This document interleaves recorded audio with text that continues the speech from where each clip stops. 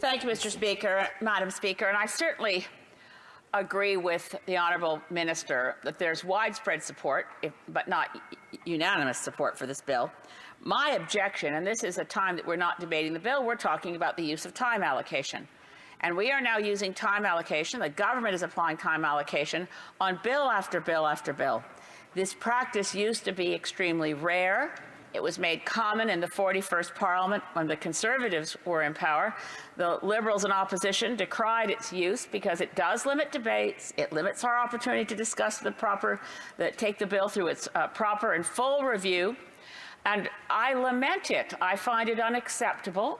And I know that it probably comes down to a conversation to which I'm not privy between the House leaders to come to some agreement about speedy, efficient use of this House and allowing all members to participate in debate.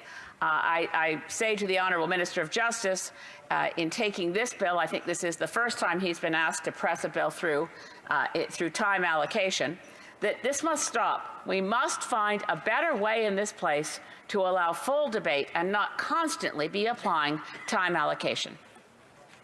The Honourable Minister of Justice. Thank you, Madam Speaker, and I appreciate the comments from the Honourable Member of the Green Party, as I always do. I appreciate their sincerity.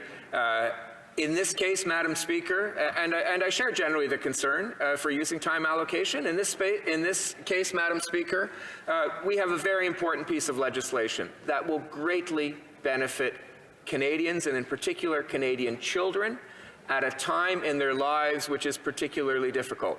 And there are a number of provisions in this Act which are 20 years overdue, Madam Speaker, and we need to get this piece of legislation through both houses.